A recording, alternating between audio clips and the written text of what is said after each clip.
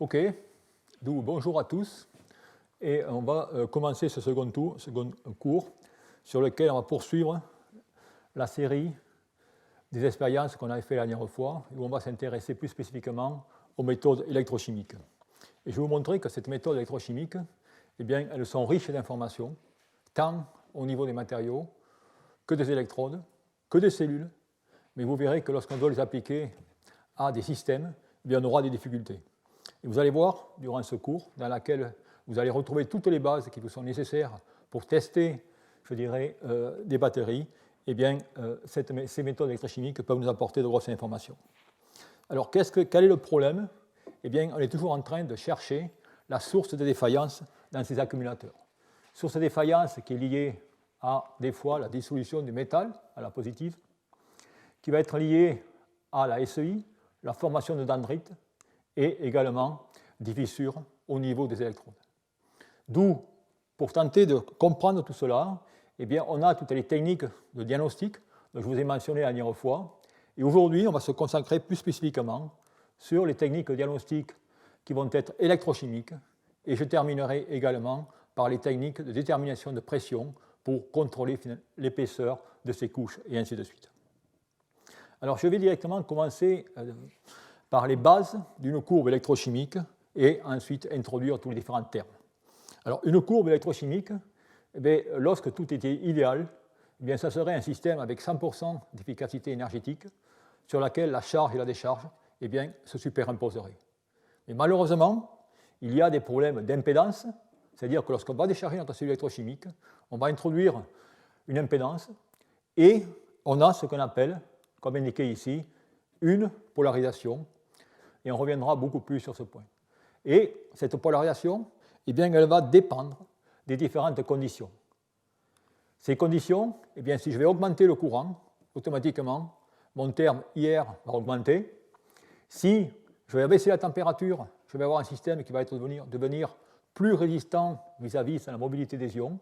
Et enfin, l'interface résistive, lorsqu'on va, dans ce cas, eh bien, créer des couches de surface au niveau des électrodes. Alors, au jour d'aujourd'hui, on travaille beaucoup, bien sûr, sur le lithium-ion, et je vais vous montrer quelles sont les étapes clés ou les maillons pour construire ces batteries lithium-ion. La première chose qu'il faut que vous preniez en considération, c'est qu'une batterie lithium-ion n'a pas, je dirais, d'excès de lithium. C'est-à-dire que dans ce cas, la règle simple, il va falloir balancer, si je peux dire, la capacité d'électrode positive et la capacité d'électrode négative, comme indiqué ici. Et il va falloir faire cela en faisant en sorte qu'aucune de ces électrodes n'aille trop bas en potentiel pour avoir du dépôt de lithium, et également aucune n'aille trop haut en potentiel. D'où on fait ce qu'on appelle des mesures 3 électrodes, dont vous avez ici un schéma. Et qu'est-ce qu'on va enregistrer? On enregistre, comme vous voyez en haut, dans lequel, dans ce cas, j'ai pris un rapport d'électrode positive sur électrode négative de 1,9, et vous avez la variation du potentiel de l'électrode positive en pointillé, de l'électrode négative en bas en pointillé également, et la cellule complète en noir.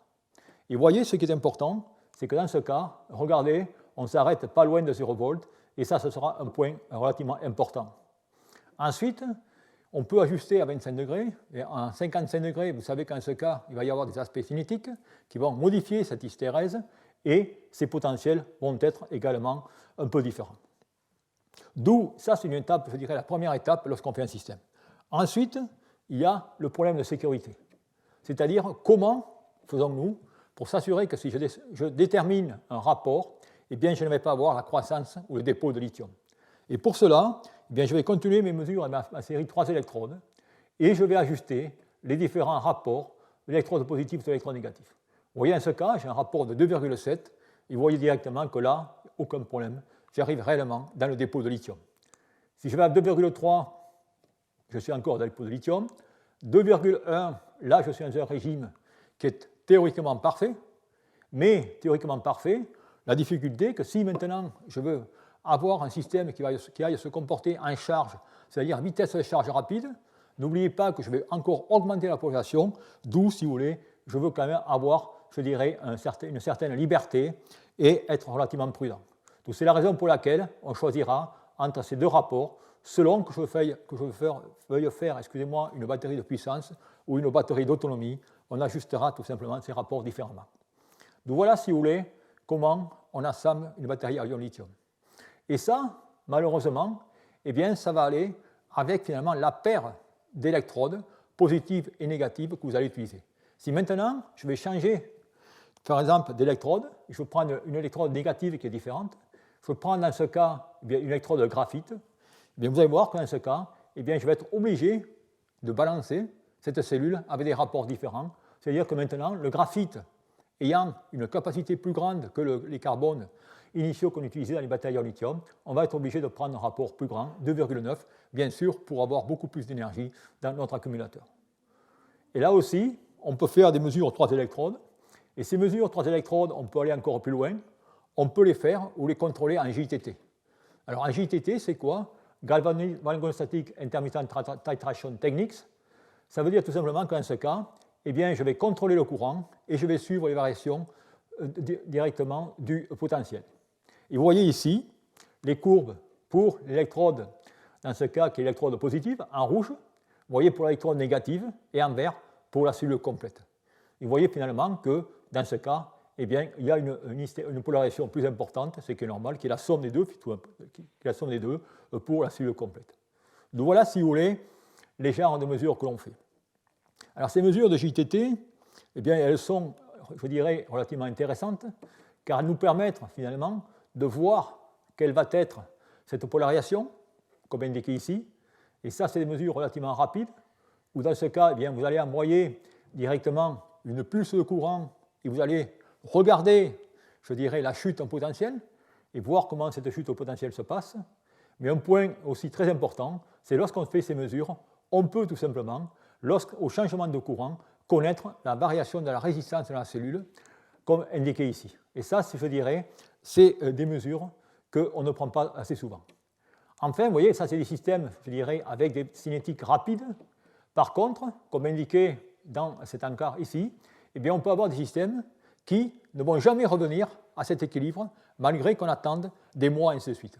Ça veut dire qu'on a des systèmes dont l'hystérésis est plutôt de nature thermodynamique, dans ce cas, c'est-à-dire qu'on passe par une phase métastable, et on reste dans cette phase métastable pour, je dirais, des mois, et ainsi de suite. Donc voilà, si vous voulez, les deux types de situations que vous pouvez rencontrer. Mais là aussi, un message, c'est lorsqu'on fait, je dirais, ces genres de courbes électrochimiques, que ce soit des JITT ou même des cyclages, il serait intéressant, et on ne le fait pas assez, de déterminer quelle est la résistance électrode et comment celle-ci varie au fur et à mesure de ce cyclage.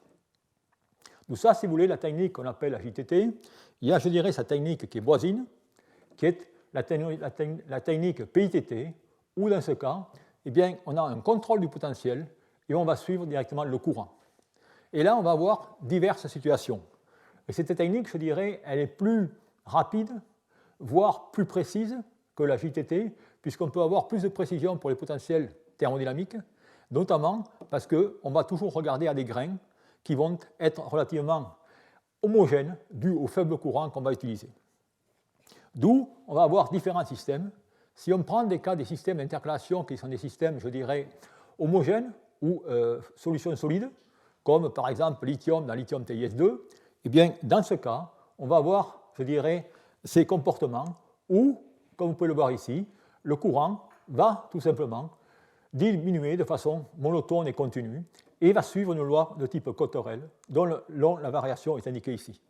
Eh bien, à partir de cela, on va pouvoir déterminer le coefficient de diffusion du lithium dans ce matériau. Bien sûr, connaissant ce paramètre A, et je dirais c'est ce paramètre A qui est sujet à beaucoup de débats, quelle est la taille, la surface des particules qu'on va considérer. Et c'est pour ça que souvent, il y a une comparaison des mesures de conductivité ionique avec celles qu'on peut déduire de RMN, et peut-être l'orateur suivant en parlera. Ensuite, on a le cas des systèmes biphasés, systèmes de type lithium FeO4 et beaucoup d'autres, où là, on va avoir deux situations. La première, c'est tout simplement le cas où, bien, dans ce cas, on va être limité par la mobilité de charge dans chacune des deux phases alpha et bêta. Et bien, dans ce cas, on aura la chute en courant, comme indiqué ici, qui va décroître et se stabiliser à un potentiel, ou à une valeur, pardon, qui va être proportionnelle à la surtension. Et maintenant, à partir d'une extrapolation de ces différentes à zéro courant, on peut en déduire le potentiel thermodynamique de la réaction qu'on a. Donc voilà un cas. Et le deuxième cas est un cas d'un système biphasé où maintenant on va avoir une nucléation de phase, c'est-à-dire une croissance d'une phase bêta sur une phase alpha. Et bien dans ce cas, on va avoir des chronoampérogrammes, comme indiqué ici, où on va voir des variations de courant qui vont être en forme d'une cloche, comme indiqué ici. Et dans ce cas, ce courant est donné par le potentiel chimique, et S va être tout simplement la surface de l'interface. Okay. D'où voilà, si vous voulez, décrit les différents systèmes que vous pouvez rencontrer lorsque vous allez regarder des matériaux d'électrode pour les technologies à ion lithium ou lithium métal. Alors, quelques exemples concrets de la littérature où maintenant, eh bien, on regarde tout simplement des systèmes. Vous avez ici un système d'insertion basé sur des composés lamellaires. Et si vous faites, dans ce cas, les mesures de PITT, vous voyez le comportement indiqué ici, le potentiel en fonction du temps. Et au début, dans ce domaine biphasé, puisque vous avez un plateau, vous avez dans ce cas une courbe en cloche qui est bien indiquée. Et pourquoi cette courbe en cloche? Je me répète un peu ici, c'est-à-dire que vous avez votre système avec une phase A, et lorsque vous allez directement maintenant électrochimiquement envoyer du courant à ce système, il va y avoir une transformation, et vous allez nucléer la phase B sur la phase A. Vous voyez? Et au fur et à mesure, eh bien, vous allez augmenter la phase B, et vous voyez que le maximum de la cloche correspond au point où vous avez 50% de phase A et 50% de phase B, c'est-à-dire où vous allez être directement au maximum de surface de contact ou d'interface entre, je dirais, ces deux phases, et ensuite il y a la progression et une décroissance. Donc voilà, si vous voulez, un système classique. Des systèmes moins classiques, mais qui montrent également des phénomènes identiques, sont ces fameuses réactions de conversion qu'on avait introduites il y a plus de 20 ans de ça, où dans ce cas, eh bien, lors de la réduction électrochimique, on a un système qui n'est même pas biphasé, il est triphasé, puisqu'il va y avoir l'oxyde de cobalt, Li2O et cobalt. Et vous voyez qu'en ce cas, on a trouvé un exemple d'une courbe en cloche parfaite, où vous voyez directement la nucléation de ces phases à partir de CO. D'où c'est pour vous dire que ces mesures électrochimiques ont une certaine puissance, puisqu'elles peuvent aller également dans les mécanismes de croissance lors, je dirais, d'une transformation ou d'une conversion d'une phase A à une phase B. Donc voilà, si vous voulez, pour les points de base. Ensuite, je voudrais enclencher sur les façons dont on va caractériser maintenant nos électrolytes et quelles vont être les meilleures performances et quelles sont toutes les métriques qu'on va utiliser. Alors la première, que vous utilisez tous, mais là aussi il y a des astuces, c'est tout simplement, qu'est-ce qu'on fait? C'est qu'on va directement faire une batterie et cycler et voir tout simplement la variation de la capacité en fonction du cyclage. Et là, si vous voulez réellement voir si un système d'électrolyte ou une compatibilité électrolyte-électrode est souhaitable, eh bien il va y avoir des conditions. Si je prends dans ce cas des systèmes lamellaires, comme ce sera le cas, je dirais, tout le long de cet exposé, vous voyez tout d'abord que si je travaille à 4,1 volts ou 4,3 volts, j'ai des différences. Pourquoi? Parce qu'à 4,3 volts, je suis beaucoup plus oxydant et automatiquement mes réactions parasites vont augmenter. Ensuite, eh bien, si je regarde cela, je peux voir que maintenant, si on va beaucoup plus rapidement, eh bien, je vais avoir des chutes plus importantes, comme indiqué ici. Et ensuite, eh bien, il va y avoir le problème d'enrobage. Et c'est là où on montre clairement les aspects bénéfiques de l'enrobage. Vous voyez que le cas d'une particule qui est entourée ici par cet enrobage en vert, eh bien, a une chute en capacité beaucoup moindre qu'une particule qui est nue, pour la bonne et simple raison, c'est que l'électrolyte eh bien, n'a pas accès à la surface du matériau si on met cet enrobage, et c'est la raison pour laquelle la plupart des fabricants de matériaux préparent des matériaux enrobés. D'où le message de ce transparent, c'est que si vous voulez réellement détecter si un additif est bon ou pas bon ou les comparer, travaillez à haut potentiel, à haut régime, et dans ce cas, vous allez accélérer les détections des défaillances et savoir ce qui se passe. D'où voilà, si vous voulez, la première métrique qui est cette fameuse capacité. La deuxième, que je vais introduire, qui est reliée, c'est tout simplement, lorsque vous faites ces mesures de capacité, eh bien, dans ce cas, on va également regarder le fameux delta V. Ce fameux delta V, c'est la polarisation entre charge et décharge ou l'hystérésis, et comment celle-ci va changer en fonction du cyclage. Et vous voyez ici, c'est les mêmes types de matériaux avec les systèmes enrobés et non enrobés.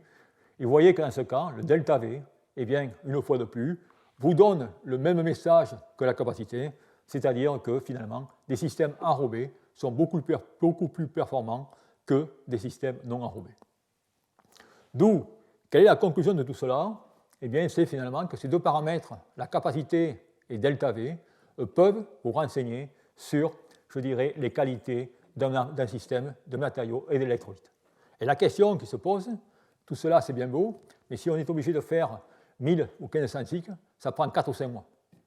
D'où par conséquent la question, c'est comment on peut accélérer ces méthodes. Alors pour accélérer ces méthodes, il va y avoir des protocoles de test qui sont, je dirais, relativement intéressants. Et un, comme vous le voyez ici, consiste tout simplement à faire un cycle. Ensuite, le cycle suivant, vous allez directement en potentiel élevé et vous allez dans ce cas maintenir ce potentiel pour 24 ou 48 heures. Et ensuite, vous allez directement redescendre. Et vous savez qu'en ce cas, vous êtes à l'état oxydant, d'où vous allez favoriser les dégradations et vous allez voir les différences de performance. Et en effet, vous voyez que dans ce cas, eh bien, on voit très rapidement, on n'a plus besoin maintenant que de 40 ou 50 cycles pour voir quelle est la différence entre les performances d'un matériau enrobé ou pas enrobé. Et vous voyez qu'en ce cas, eh bien, on peut déduire que finalement, c'est même le matériau à 4,4 volts, lorsqu'on y met ces différents additifs, eh bien, on voit qu'il a une meilleure performance que l'autre matériau avec, je dirais, des optiques différents. D'où, message ici, c'est que si vous voulez directement avoir des résultats rapidement, ce qu'on veut en général, eh bien, c'est tout simplement de faire des tests accélérés en allant à haut potentiel et en laissant les cellules à haut potentiel pendant un grand nombre d'heures. Tout ça, c'est un aspect qui est à considérer. Ensuite, un autre aspect avec lequel on peut jouer lorsqu'on veut accélérer ou comprendre plus rapidement les défaillances, c'est sur l'électrolyte. En effet, sur les électrolytes, vous avez entendu parler qu'il y avait des électrolytes superconcentrés, qui sont des électrolytes dans lesquels, dans ce cas, eh bien, la quantité de soluté est plus importante que celle du solvant en poids et en volume. Eh bien, ces électrolytes, dus à des complexes de solvation qui sont totalement différentes que dans les électrolytes classiques, eh bien, ils ont des performances électrochimiques, notamment des résistances à l'oxydation relativement élevées. Donc, par conséquent, ayant ces superconcentrés, on peut se demander que se passe-t-il si on a des électrolytes sous-concentrés. Et effectivement, si on a des électrolytes sous-concentrés, vous voyez maintenant que je vais passer d'électrolytes de 1,2 m à 0,4 m et à 0,2 m. Eh bien, vous voyez qu'en ce cas, vous avez, je dirais, des chutes de capacité très rapides, comme vous voyez pour 0,2 m. Donc, par conséquent, dans ce cas, eh bien, si vous mettez des additifs qui soient de très bons additifs, eh bien, vous allez voir l'effet rapidement sur ces électrolytes à basse concentration et avec le nombre de cycles relativement, je dirais, faible.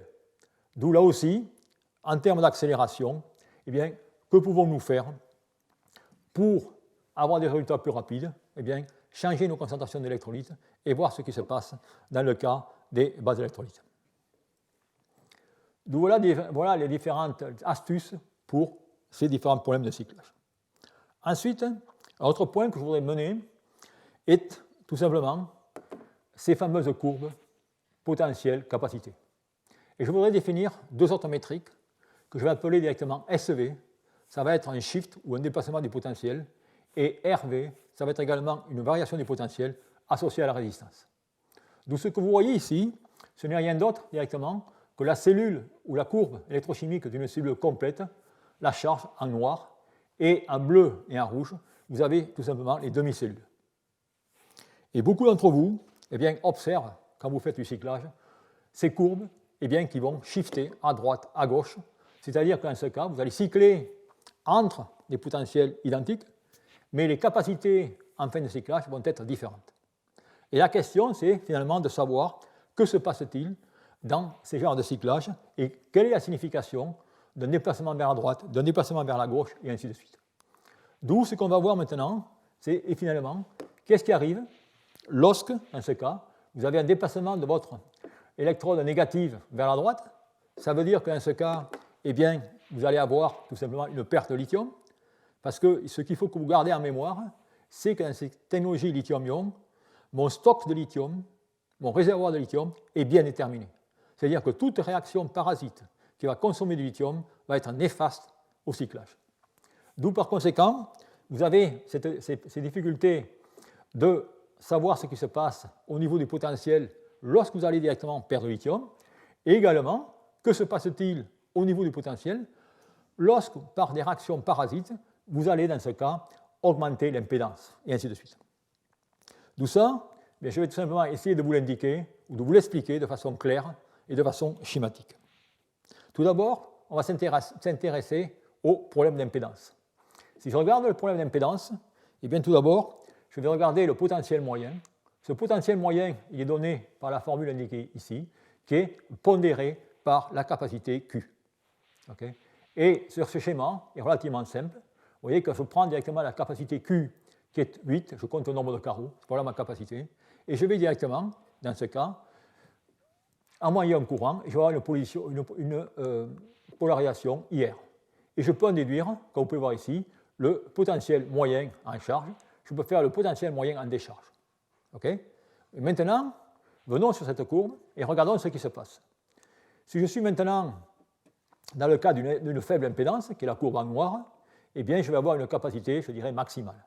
Et au fur et à mesure que je vais augmenter l'impédance, vous voyez que les courbes en bleu, en vert, eh bien, dans ce cas, elles vont cycler toujours entre les mêmes potentiels, mais la capacité de leur début aux fins de charge sera différente.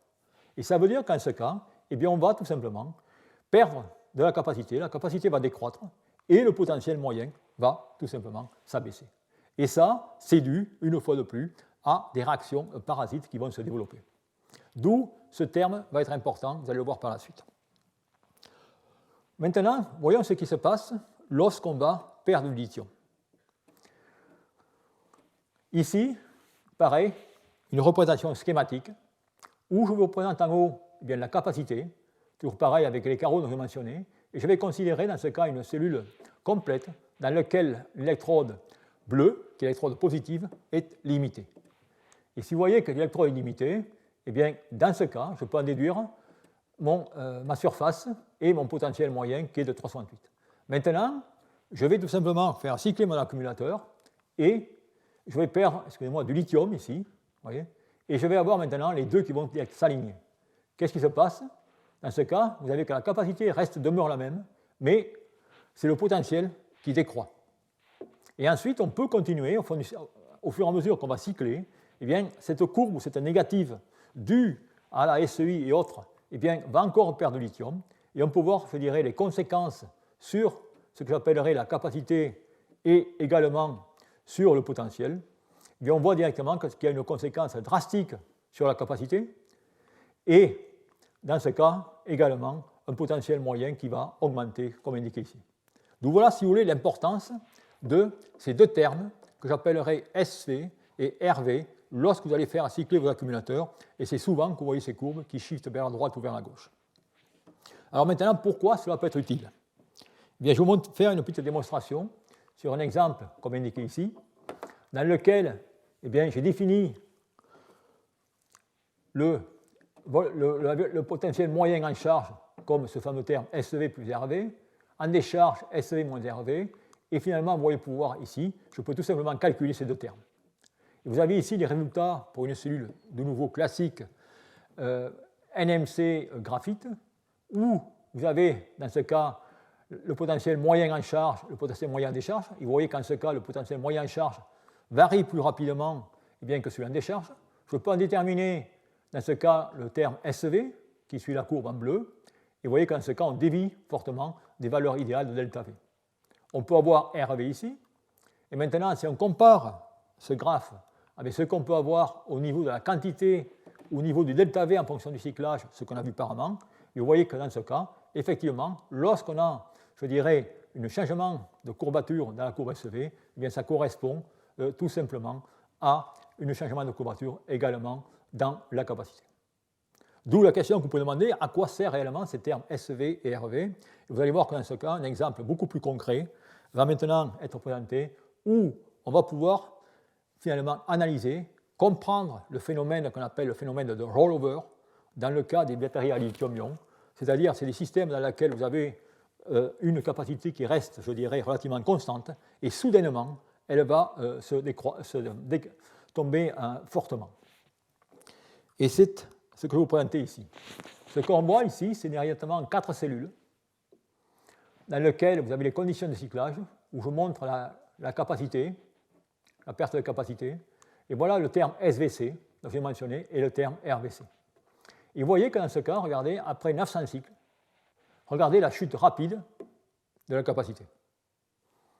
Et dans ce cas, eh bien, mon terme SVC monte radicalement. Ça veut dire que dans ce cas, eh bien, j'ai directement un manque de lithium quelque part. Ça veut dire que j'ai un dépôt de lithium. Et effectivement, tout cela peut être confirmé. Il suffit de faire de la microscopie pour s'apercevoir que si je prends mon électrode négative indiquée ici, et vous voyez aucune anomalie, dès que je passe dans la courbe rouge, j'aperçois directement que j'ai un dépôt de lithium à mon électrode négative. D'où, si vous voulez, cela est fort utile pour savoir, pour prédire quand est-ce qu'on va avoir un dépôt de lithium dans ces systèmes. Et d'ailleurs, on peut voir ces différents systèmes, où dans ce cas, eh bien on peut voir, vous voyez, qu'à partir d'un cycle, vous avez la courbe qui va directement changer de pente. Ça veut dire qu'en ce cas, attention, on va avoir un dépôt de lithium et une défaillance à la batterie sous peu.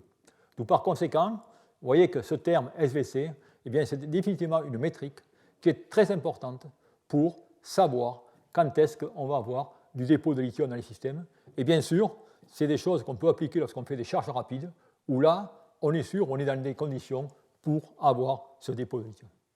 De là aussi, vous voyez, ce qu'on fait ici, c'est qu'on ne fait rien d'autre que d'exploiter les courbes électrochimiques que l'on peut directement obtenir dans des mesures classiques de laboratoire. D'où, pour le moment, j'ai parlé de ces différents termes, capacité, V, delta V, SV, RV, et ainsi de suite. Et maintenant, je voudrais introduire une autre métrique qui est certainement la plus importante et que beaucoup d'entre vous vont utiliser. Cette métrique, je dirais, c'est cette fameuse dV sur dQ, qui, je dirais, l'empreinte électrochimique. Et cette empreinte électrochimique, eh bien, elle va nous permettre de savoir ce qui se passe réellement dans les systèmes. Ici, toujours pareil, vous reconnaîtrez que je suis en train de regarder une cellule complète avec en bleu et en rouge les électrodes, ou les demi-électrodes, positives en bleu, négatives rouge, et en noir la cellule. Et maintenant, je vais tracer les dérivés de ces différentes courbes. Je vais tracer les dérivés d'abord des électrodes positives bleues et des électrodes négatives rouges, et ensuite, eh bien, je vais faire directement la dérivée de la cellule complète, qui est en noir. Et bien maintenant, si vous voulez, on va exploiter ces courbes. C'est-à-dire que ces courbes, je vous ai montré que finalement, lorsque vous cyclez, eh bien, on ne va jamais revenir, les capacités des points terminaux vont changer, il va en être de même de ces différentes courbes. Et par conséquent, on va tout simplement faire des cyclages, et ensuite on va essayer tout simplement de recaler ces courbes pour trouver finalement quels sont les problèmes que l'on a. C'est d'ailleurs qu'on va regarder quel va être le shift en masse, le shift directement en potentiel, et ainsi de suite. Et vous voyez ici, lorsque je regarde cette expression, dV sur dQ, je peux l'écrire directement avec la masse de la positive, masse de la négative, et vous voyez, potentiel à la positive et potentiel à la négative. C'est-à-dire qu'il va y avoir ce que j'appellerais des changements au niveau de masse de la positive et de la négative, ainsi que des changements au niveau des potentiels de la positive et de la négative. D'où ces courbes, eh bien, pas mal de chercheurs ont essayé de les exploiter, et notamment Jeff Dahn, qui a proposé tout un algorithme, si je peux dire, ou un modèle pour directement fitter ces courbes. Alors, ce que vous regardez ici, eh bien, c'est finalement une série de séquences qui est utilisée pour obtenir directement le meilleur fit de l'expérience et du calculé. Alors, on commence tout d'abord sur la mesure expérimentale, en noir, et en vert, vous avez, je dirais, un calcul qui simplement consiste à faire une addition bête et méchante des positives et négatives, et ainsi de suite. Et ensuite, vous allez tout simplement essayer de jouer avec les paramètres. Alors, vous voyez qu'ici, au départ, on va jouer directement avec le changement de potentiel ou le déplacement du potentiel en négative en rouge, et je vais directement me caler sur déjà le point de départ. Ensuite, je vais directement jouer sur dans ce cas, le changement de potentiel de la positive pour ajuster ces pics. Ensuite, je vais jouer sur les masses et ainsi de suite. Et finalement, eh bien, on arrive à ce fit qu'on a ici. C'est-à-dire que dans ce cas, on arrive à savoir comment les électrodes évoluent en fonction du cyclage. Est-ce que la négative va à droite, la positive va à gauche, avec bien sûr plus et moins qui vont directement vous indiquer là-dessus. Alors cela, eh bien, on va le voir sur un exemple. Je vais prendre un exemple. Et là aussi, vous voyez une batterie classique, lithium CO2, graphite du Z50. Vous voyez ici, en noir, je dirais, c'est la courbe mesurée, n égale 3. Et ensuite, avec n égale 256, vous avez la courbe noire et verte pareil. Et maintenant, eh bien, je vais tout simplement faire le fit et ajuster tous ces paramètres. Et voilà finalement ce qui va me donner le fit dans lequel je vais presque superimposer ces courbes au troisième cycle et au 250e cycle. Ayant cela, j'ai les nombres, j'ai les paramètres, et je peux maintenant essayer de comprendre ce qui se passe. Et vous voyez que, je ne vais pas aller dans tous les détails ici, mais vous voyez qu'à partir de ces paramètres, eh on peut comprendre pourquoi, finalement, dans certains cas, vous avez une courbe qui va directement se déplacer vers la gauche, et ensuite qui va repasser vers la droite lorsque vous avez un changement directement de masse, et ainsi de suite. Et la même chose pour l'électrode négatif. Donc voilà, si vous voulez, ce qui peut se faire lorsque les systèmes sont relativement compliqués, c'est-à-dire que lorsque les dérivés sont complexes. Alors maintenant, eh bien, si on n'aime pas tellement la modélisation, il y a pas mal d'astuces sur lesquelles on peut utiliser, je dirais, cette même philosophie et avoir des résultats, je dirais, intéressants et exploitables et comprendre ce qui se passe. Et là, je vais vous donner finalement 2 ou 3 exemples. Le premier exemple est un exemple, toujours pareil, tiré de la littérature, dans lequel maintenant, eh bien, je suis toujours pareil sur ces cellules lithium-CO2 graphite, mais là, je ne veux pas faire la modélisation, je vais directement regarder mes dérivés. Et ce que je fais ici, je suis en train de regarder des cellules avec un cycle en noir et 50 cycles en rouge. Je trace les dérivés, et là, je vais tout simplement essayer de caler mes dérivés, tout d'abord, en fin de décharge. Je cale mes dérivés en fin de décharge, et vous apercevez que les pics en noir, rappelez-vous, c'est les dérivés que je vous ai montrés auparavant, qui sont associés au carbone, eh bien, dans ce cas, vont, je dirais, changer et shifter. Mais vous voyez qu'ici, regardez, eh bien, il y a un shift énorme de cet électrode de carbone. Okay, ça veut dire quoi? Eh bien, ça veut dire que dans ce cas, lorsque je vais cycler mon accumulateur sur 4,2 volts, ma positive, elle est correcte, mais c'est ma négative qui a une difficulté. Et ça, on peut le comprendre simplement en allant sur les courbes. Et voilà tout simplement les courbes de lithium-CO2, graphite. Et vous voyez qu'au départ, eh bien, j'ai ces valeurs de X et ces valeurs de Z. X, tout simplement, c'est la quantité de lithium pour aller de lithium C12 à mon matériau totalement chargé lithium 0, ou alors Z, qui est de lithium C12 à lithium C6. Et vous voyez que ce qui se passe ici, eh bien, c'est que maintenant, lorsque je vais à 4,2, regardez Z', eh bien, a tout simplement raccourci. Ça veut dire qu'en ce cas, eh bien, mon stock de lithium n'est plus le même qu'au départ. Le lithium est resté dans mon électrode négative, et là aussi, c'est la croissance de la SEI qui va consommer de ce fameux lithium que je n'ai plus pour mes réactions d'intercalation. Okay, d'où ça, je dirais, c'est classique. Maintenant, je vous ai mentionné plus tard, ou tout à l'heure, excusez-moi, que si j'allais à plus haut potentiel, eh bien, dans ce cas, j'allais accélérer les décompositions. Eh bien, on va faire les mêmes expériences. Vous avez ici à 4,35, et on va pouvoir aller maintenant plus haut, et je vais aller à 4,4 volts. Okay, et maintenant, qu'est-ce que je vais faire? Je vais tout simplement arrêter ma cellule après le premier cycle et le 50e cycle, et je vais tout simplement maintenant les caler en décharge. Et je les cale en charge, et vous voyez ce qui se passe ici.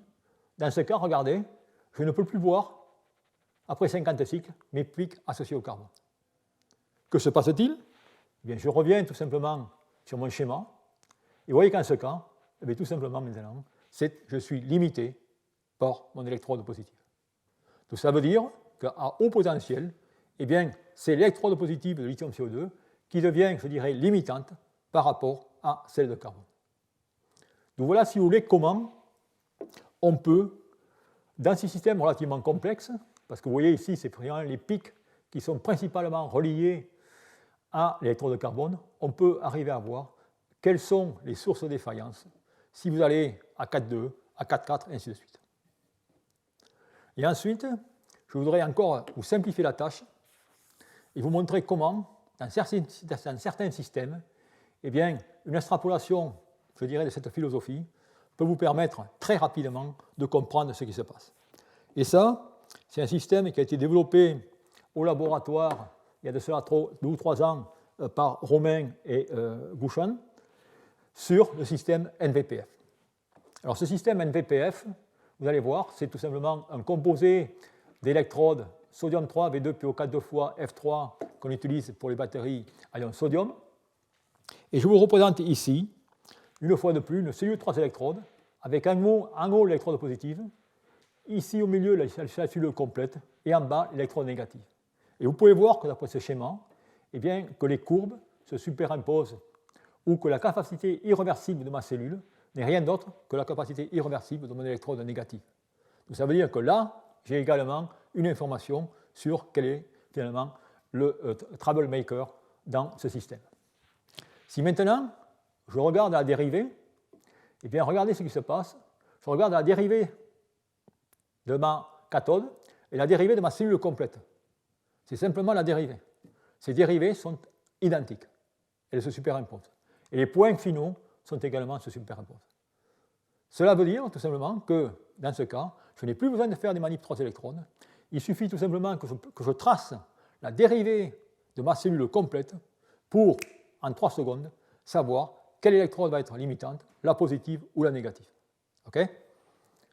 Vous avez bien compris ça? Et ce pic, qui est associé à une transition de phase, eh bien, va être notre empreinte dVdq qui va nous permettre d'expliquer clairement les comportements de ce système. Et je vais vous donner 2 exemples là-dessus. Les exemples, d'ailleurs, c'est des courbes qui ont été préparées par Parche, dans lesquelles on regarde le système NVPF. Et dans ce cas, eh bien, on va comparer en fonction du nombre de cycles. Vous avez une cellule complète. Vous voyez ici directement la décharge, et là, vous avez la dérivée, avec, vous voyez, la feature de l'aspect ou l'anomalie, je peux dire, du NVPF, et ensuite, vous avez tout simplement le carbone. Et regardez maintenant ce qui se passe. Je vais cycler. Regardez la dérivée. Je cycle. Et je cycle. Ça veut dire qu'en ce cas, qu'est-ce que vous voyez? C'est que le pic de NVPF ne bouge pas du tout. Par contre, regardez, le mur correspondant au hard carbone bouge. Ce qui veut dire qu'en ce cas, eh bien, lorsque je suis à 25 degrés, et lorsque je fais des cyclages longs, de 100 cycles, eh bien, dans ce cas, la perte du sodium, c'est-à-dire mon manque de stock en sodium, provient de mon électrode négatif. Alors bien sûr, si maintenant je veux accélérer ça, eh bien, je peux m'amuser à rester à haut potentiel, comme je vous mentionné, mais je peux également aller en température. Eh bien, c'est ce qu'on va faire. On va aller en température et on va refaire la même manip. Et lorsque je vais en température, eh bien, comme on peut voir ici, qu'est-ce qui se passe? Première des choses, 100 cycles, 200 cycles, 300 cycles. Et vous voyez qu'en ce cas, eh bien, maintenant, j'ai une forte contribution de ma négative, mais maintenant, vous voyez, même l'électrode NVPF, eh bien, là aussi, elle est moins performante qu'auparavant, c'est-à-dire qu'il va y avoir une dégradation, une CEI qui va se former à votre électrode positive. Donc voilà, si vous voulez, comment on peut étudier, je dirais, ces différents systèmes en jouant sur ces fameuses dérivées. Et comme vous pouvez le voir, c'est très utile dans beaucoup de systèmes électrochimiques. Tout ça, si vous voulez, c'était, je dirais, le point le plus important et qu'on devrait utiliser beaucoup plus que l'on fait aujourd'hui dans ces études.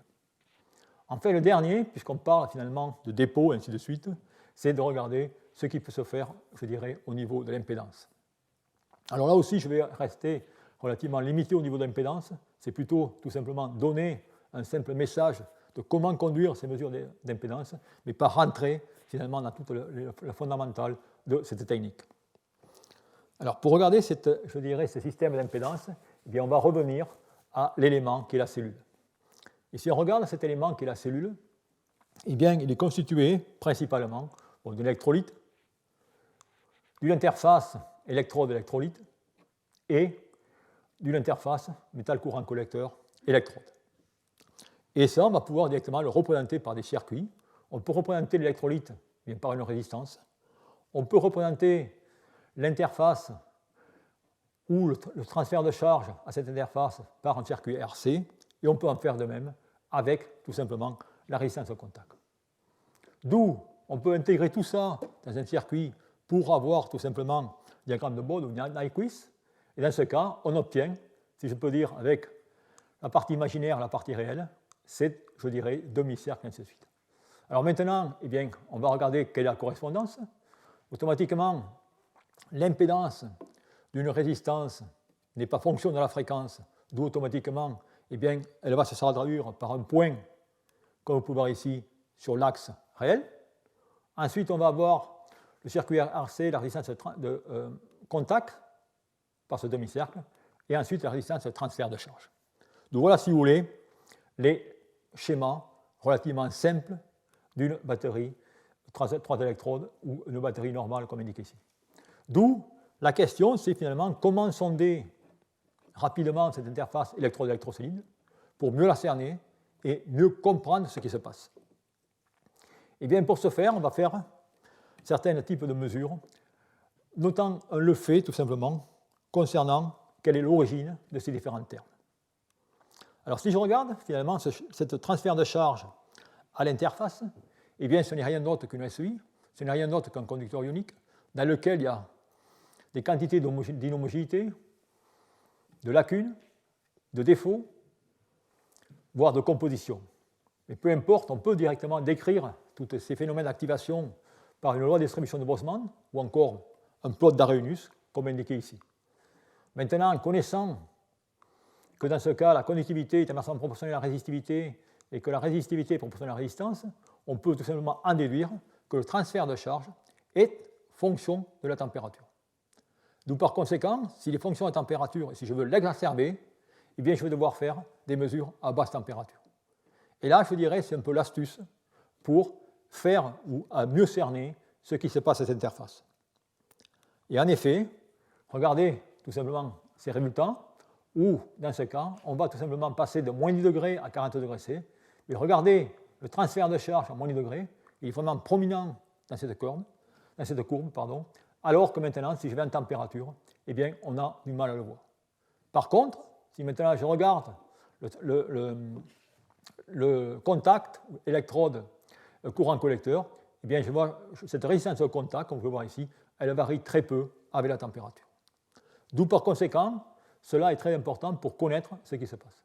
Alors bien sûr, la difficulté, c'est que maintenant, lorsque vous avez une batterie à ion lithium, vous avez deux interfaces, l'électrode positive et l'électrode négative, et la question est de savoir comment maintenant je vais pouvoir aller, finalement, comme je vous ai mentionné, on mesure 3 électrodes, trouver ce qui se passe à l'électrode positive et à l'électrode négative. D'où par conséquent, on va regarder ce point. Alors, ce qu'on peut faire, eh bien, il y a différentes mesures que l'on peut faire, c'est-à-dire dans le cas des cellules H-cell, ça c'est des manips qui ont été faites il y a déjà plus de 15 ans, ou dans ce cas, eh bien, on mettait une électrode de référence et on allait tout simplement dans ce cas eh bien, mesurer l'impédance de chacune des électrodes et comparer avec l'impédance d'une cellule directement 2 électrodes. Et vous voyez ici, voilà directement l'impédance électrode positive, l'impédance électrode négative. Et si je mesure une cellule complète, 2 électrodes, c'est-à-dire je prends le spectre d'impédance en noir, et bien effectivement, je peux, par une simple sommation, rendre compte de l'impédance de ma cellule. Donc voilà, si vous voulez, ce que l'on peut faire pour comprendre ces systèmes 3 électrodes et connaître les impédances qui ont lieu dans ces différents types d'accumulateurs. Alors, une autre façon de faire cela, eh bien, c'est une façon dans laquelle, je dirais, qui a été développée par Jeff Dahn, qui va consister, dans ce cas, à utiliser, comme vous montrez ici, des cellules symétriques. Alors, ces cellules symétriques, eh bien, on va faire maintenant la négative, on va faire la positive, et bien sûr, la cellule complète. Et vous allez obtenir tous ces diagrammes Nyquist, comme indiqué ici, en fonction de la température. Okay. Et vous voyez là aussi, on voit simplement que là-haut, à basse température, eh bien, le transfert de charge, je dirais, est vraiment ce qui ressort le plus. Et dans ce cas, vous avez deux courbes dans lesquelles il va étudier tout simplement des différents conducteurs de courant, collecteurs de courant que sont, dans ce cas, l'aluminium et l'acier. Et au fur et à mesure que vous montez, je dirais, en température, vous voyez que même le transfert de charge, on a du mal à le voir, et c'est les résistances au contact qui vont devenir, je dirais, les plus importantes. Enfin, quand je dis les plus importantes, j'exagère, parce que regardez ici, on est obligé, dans ce cas, de les agrandir pour voir réellement ce qui se passe localement et au niveau de ces contacts de ça. Donc là aussi, si vous voulez, un message qui peut sortir de tout ça, c'est lorsqu'on regarde des cellules lithium ou tout solide, ainsi de suite, je pense que favoriser des mesures à basse température, 10 degrés ou moins, est certainement très avantageux. Et ça, c'est un message à retenir. Enfin, j'ai parlé pas mal de tout ce qui est finalement les cellules complètes. Et un autre point que je voulais aborder maintenant, c'est lorsqu'on a des cellules qui, après 50, 100 cycles ou 1000 cycles, vont commencer à perdre en capacité, eh bien, que se passe-t-il au niveau de l'électrolyte et quelles sont les réactions qui ont lieu. D'où maintenant, on va voir ce qu'il y en est aux techniques de diagnostic des électrolytes. Alors, ces techniques de diagnostic des électrolytes, eh bien, elles ont été fortement utilisées. D'ailleurs, dans ce cas, on peut utiliser tout simplement dans ce cas, la GC-MS, c'est-à-dire gaz chromatographie et masse spectroscopie dans le cas des liquides, mais dans ce cas, on a du mal tout simplement à connaître les ions puisqu'on ne peut pas les mesurer par ces techniques. On peut faire du XPS, mais dans ce cas, on va tout simplement s'intéresser à la SEI. On peut faire tout simplement des mesures de spectroscopie d'émission optique à plasma coupage inductif, qui est l'ICP-OES.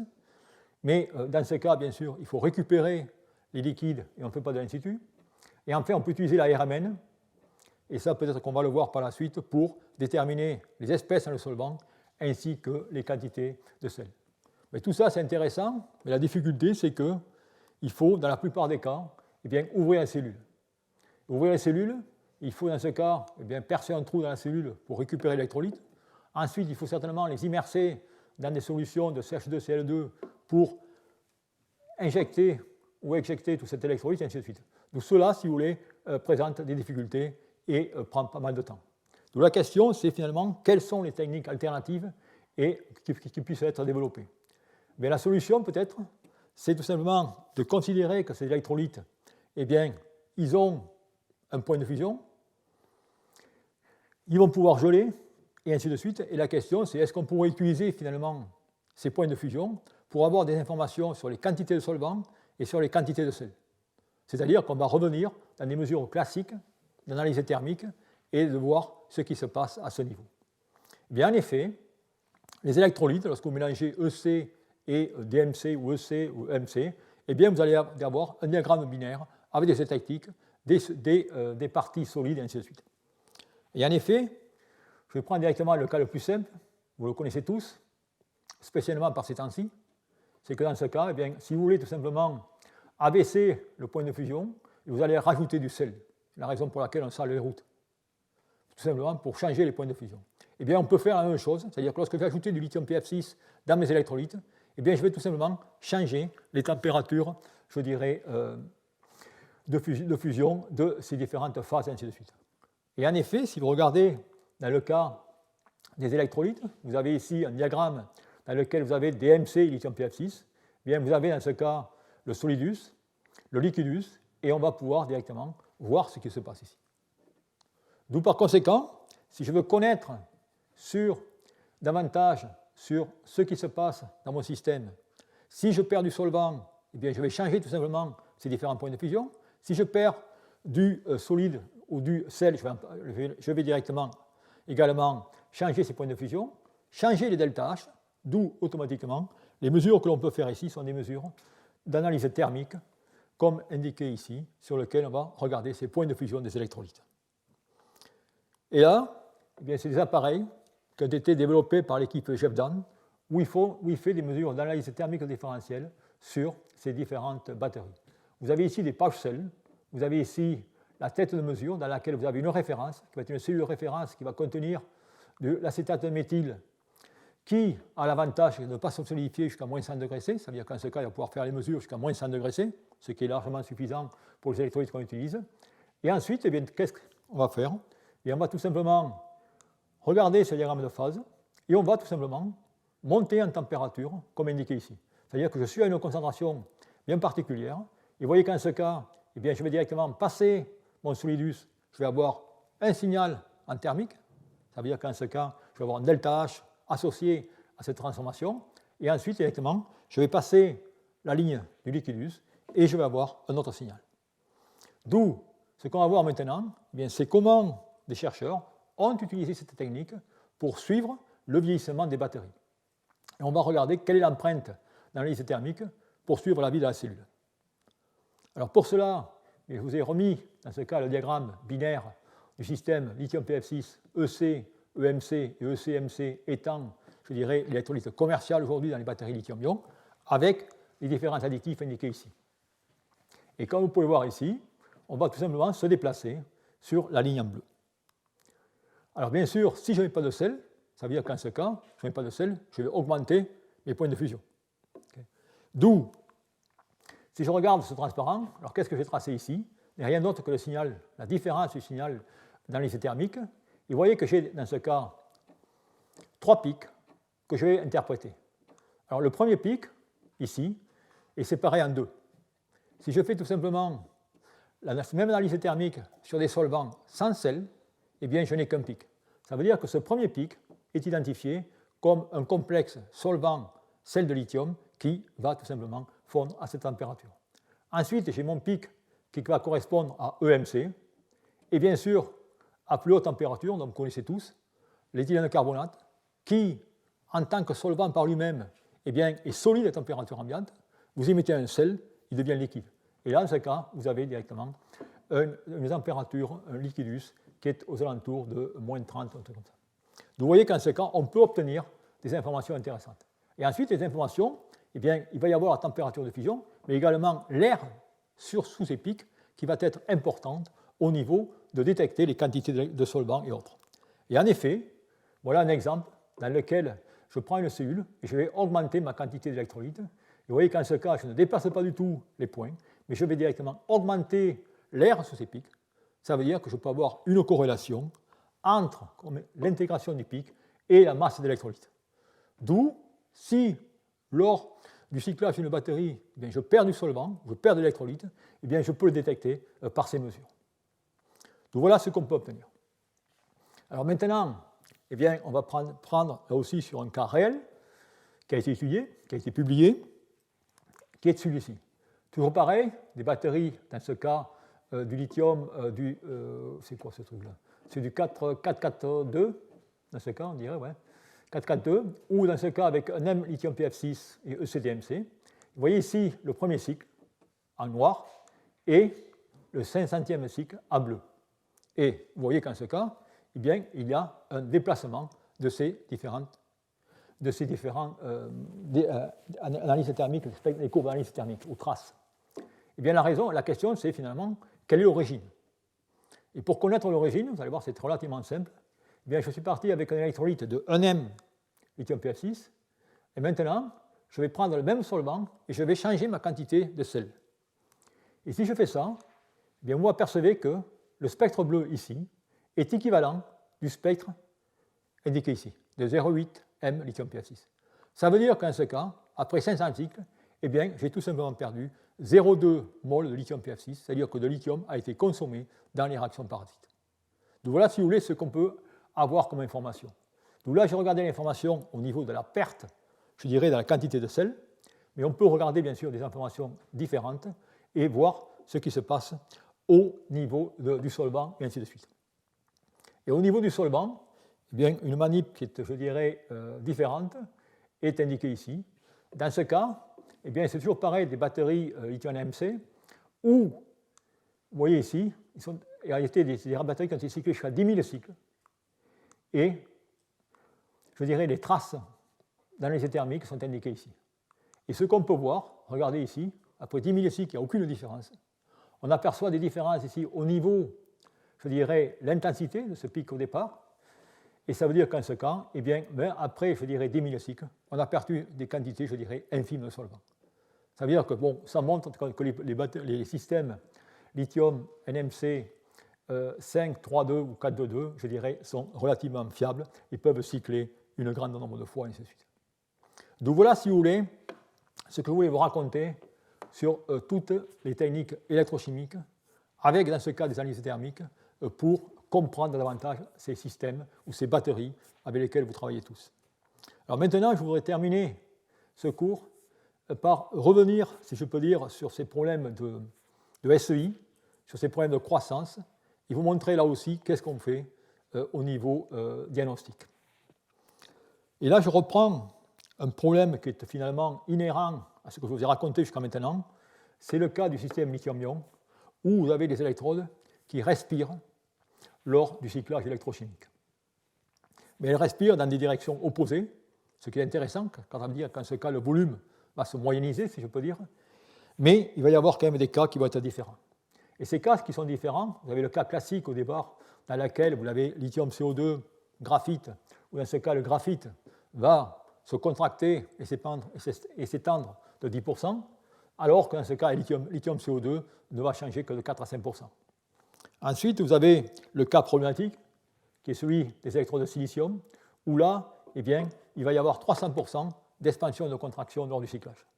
Et enfin, le troisième cas, c'est le cas du lithium métal, où vous avez du dépôt de lithium métal à la surface. Donc voilà, si vous voulez, les problématiques qui se passent dans les accumulateurs. Alors là aussi, tous ces problèmes sont relativement relevants, si je peux dire, avec les technologies maintenant tout solides lithium, où les gens regardent fortement ce qui se passe sous l'effet de la pression et tout ça. Et là aussi, ce que je voudrais vous montrer, c'est que tout ça, finalement, a été le souci des chercheurs il y a 30 ans de ça, où lorsqu'on voulait développer la batterie lithium-métal. Et je vais vous souligner ici un papier, je dirais, qui est spectaculaire, je dirais, honnêtement. C'est un papier qui a été réalisé dans Molinergie en 1991, où les chercheurs sont allés voir quelle va être l'influence de la pression lorsqu'on va cycler directement du lithium dans une technologie lithium-ion liquide. Vous avez une cellule électrochimique qui est intelligemment dessinée ici, avec une jauge de pression pour savoir la pression que vous allez mettre. Et là, eh bien, directement, vous allez avoir, je dirais, un piston qui va être amobile et qui va simplement modifier en fonction de l'épaisseur de la SEI. Grosso modo, un dilatomètre. Et on va tout simplement maintenant cycler ce lithium à différentes pressions. Et si on cycle ce lithium à différentes pressions, bien regardez ce qui se passe. Si je cycle à 16 psi, vous voyez qu'en ce cas, regardez, je vais avoir entre mes étapes en rouge, en bleu, je vais avoir une augmentation considérable de l'épaisseur du lithium. Alors qu'à 200 psi, eh bien dans ce cas, mon lithium eh bien, ne va pas augmenter considérablement en épaisseur.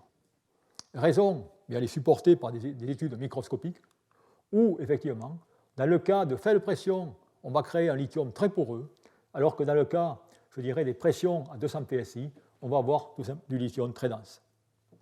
Et ensuite, eh bien, on peut s'amuser à faire ces genres d'expériences et les généraliser en fonction de la pression, et c'est ce qu'ont fait ces chercheurs, où, là, comme on peut le voir, eh bien, on peut aller jusqu'à 35 bars et avoir, je dirais, des épaisseurs de lithium relativement, je dirais, faibles. Alors tout ça, c'est un travail qui est très important, car vous savez que cette technologie lithium-métal n'a pu être commercialisée pour des problèmes de dendrite, mais il faut bien réaliser que les chercheurs avaient déjà fait plus de 1000 cycles sur ces accumulateurs. C'est tout simplement le manque de fiabilité de ces accumulateurs. Et pourquoi? Eh bien tout simplement, quand vous allez directement construire un bobino 1850, eh bien lorsque vous avez ces phénomènes de lithium à l'état poreux, à l'état dense, selon les densités de courant, selon les pressions, si vous n'avez pas des pressions uniformes, eh bien vous n'avez pas directement des répartitions de lithium uniformes sur ces accumulateurs, sur les électrodes, et malencontreusement, il arrive que dans ce cas, il y a des court-circuits. Et voilà, si vous voulez, toute cette connaissance qu'il y a sur, je dirais, ce plating, enfin ce dépôt et ce retrait de lithium, Et je pense que c'est des connaissances qui méritent d'être revues et d'être regardées dans cette vieille littérature. Ensuite, pour mesurer ces changements d'épaisseur de couche et ces expansions volumiques, eh bien, d'autres méthodes qui ont été développées il y a quelques années aussi, il y a tout simplement la poussée d'Archimède, où dans ce cas, eh bien, tout simplement, ça consiste directement à mettre votre patch-cell dans un liquide et fixer ou tenir cette patch-cell avec un mandrin que vous fixez sur une balance.